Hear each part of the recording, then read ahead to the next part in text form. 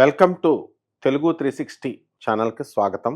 మనకి ఈ ఉగాది సంవత్సరం పరాభవనామ సంవత్సరం 2026 సంవత్సరం. మీ అందరికీ కూడా శుభాకాంక్షలు.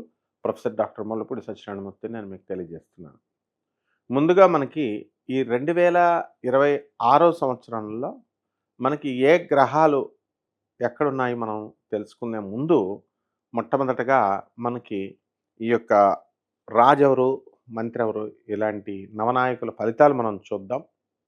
ఇందులో రాజు గురుడు, మంత్రి కుజుడు ఈ సంవత్సరానికి, అలాగే సేనాధిపతి చంద్రుడు, సస్యాధిపతి గురుడు, ధాన్యాధిపతి బుధుడు, అర్ఘాధిపతి చంద్రుడు, మేఘాధిపతి చంద్రుడు, రసాధిపతి శని, నీరసాధిపతి గురుడు. ఈ గ్రహాలన్నీ కూడా 9 నవనాయకుల ఫలితాలు ఇక్కడ ఉన్నాయి. ఇందులో మనకి గురుగ్రహాలు మొత్తం మూడు పోర్ట్ఫోలియోస్ పరిపాలిస్తున్నాయి. లేకపోతే కుజుడు 1, బుధుడు 1, చంద్రుడికి వచ్చేసరికి 3. ఈ విధంగా మనకి ఈ యొక్క గ్రహాలు అనేటటువంటి నవనాయకులుగా వీళ్ళు పరిపాలిస్తున్నారు. ఇక శనికి 1 ఇచ్చాం, శుక్రుడికి స్థానం లేదు.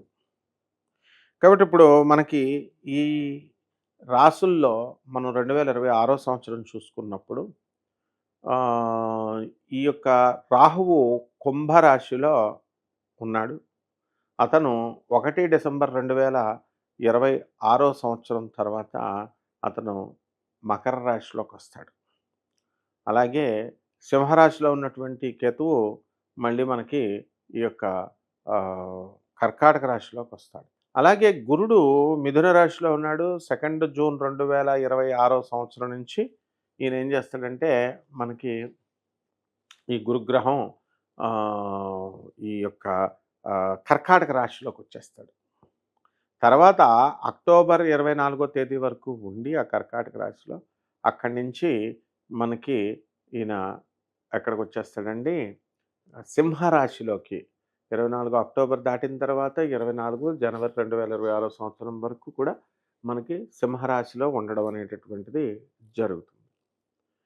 కాబట్టి ఈ యొక్క శని వక్రించి మీనరాశిలోనే ఉంటాడు. ఈ విధంగా ఉన్నప్పుడు 12 రాశుల వారికి కూడా ఒక్కొక్క రాశి వారికి ఏ విధంగా ఫలితాలు ఇస్తాయో మనం ఈ వీడియోలో చూద్దాం. వృశ్చిక రాశి.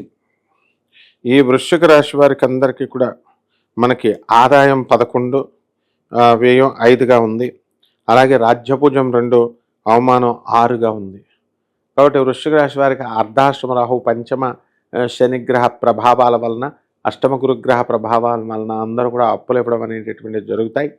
అయితే ఈ పరపతి పరంగా ఇంట్లో కాస్త పరపతి తగ్గడం అనేటటువంటి జరుగుతాయి. మీ పిల్లలకు ఉద్యోగాలు ఇవన్నీ కూడా వచ్చినప్పటికీ కూడా వాళ్ళు ప్రేమ వివాహాలు చేసుకుంటానండం, దీంతో కుటుంబంలో కాస్త కలతలు రావడం ఇలాంటివన్నీ కూడా జరుగుతాయి. ఈ యొక్క వృశ్చిక రాశి వారికి అందరికీ కూడా మరి అర్ధాశ్రమ గురుగ్రహ ప్రభావం వలన బుద్ధి మందగించడం అనేటటువంటివి జరుగుతుంది. బ్రెయిన్కి సంబంధించినటువంటి వ్యాధులు రావడానికి అవకాశాలు ఉన్నాయి. అయితే ఈ యొక్క వృశ్చిక రాశి వారి అందరూ కూడా మనకి అనేకమైనటువంటి కొత్త పనులు మీరు స్టార్ట్ చేయాలని ఆలోచిస్తూ ఉంటారు. అర్ధాష్టమ రాహుగ్రహ ప్రభావం వలన మానసికంగా చాలా బాధలు మీరు పడుతూ ఉంటారు.